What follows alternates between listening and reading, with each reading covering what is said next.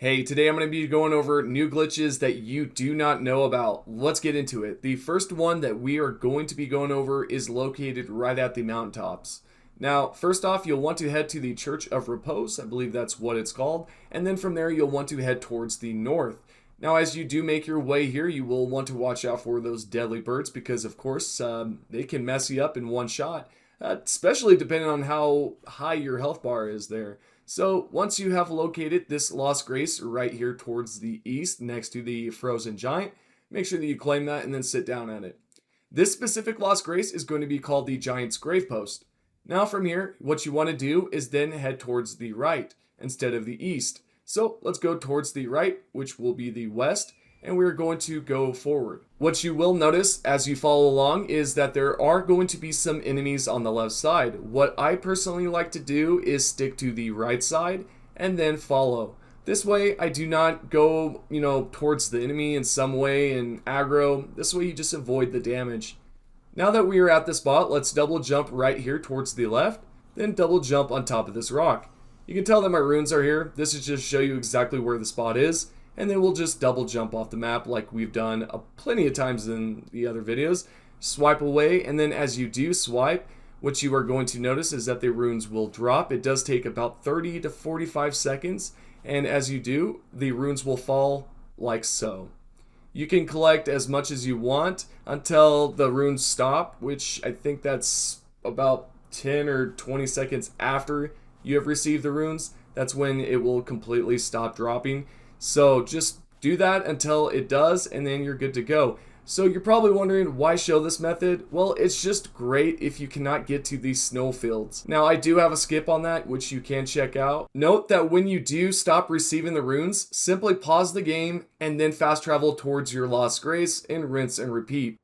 Let's go over a second glitch that you may not know about. What we want to do now is head towards the capital. You can do this whether or not you've beat the game and if your level has changed like mine has. But anyways, what you want to do is use Melanie's Ashes of War so that you can then land on the building to the right, or more so the window. It kind of looks like a window anyways. But yeah, just use your Ashes of War, go to the right, and bada boom, you're right on top of here.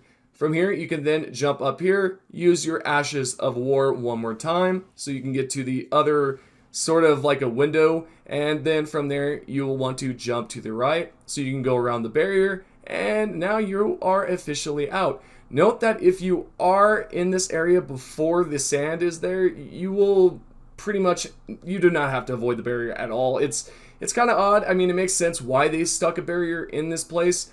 But yeah, it's just a really cool spot and you can actually explore it quite a lot.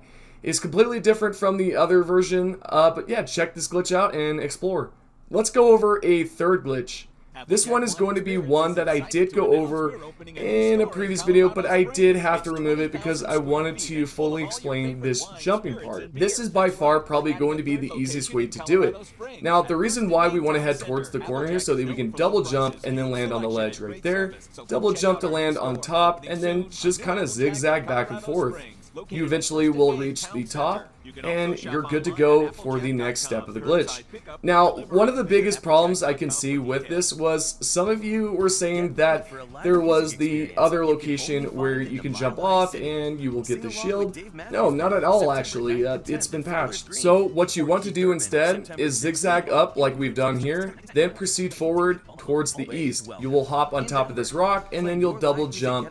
As you do double jump, it will appear as if you are falling towards your death, especially when you reach the bottom portion of the mountain there. You're going to slide off. It's going to feel as if you are going to, completely pass out or die from it. Just continue to swipe away, and then what you will notice as 30 to 45 seconds passes by, the runes will begin to drop. Not only this is a great view for you to see how this is possible.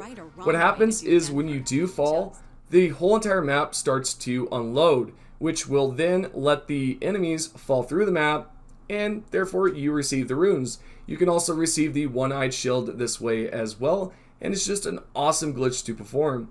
Let's talk about something that's completely different that's not related to a glitch. Let's talk about taking out the Elden Beast and gathering 1 million runes within 5 to 10 seconds. What you want is to have something that you can cast the incantations. You want the jellyfish shield, the mushroom head, and then 4 of the talismans that I have right there on screen.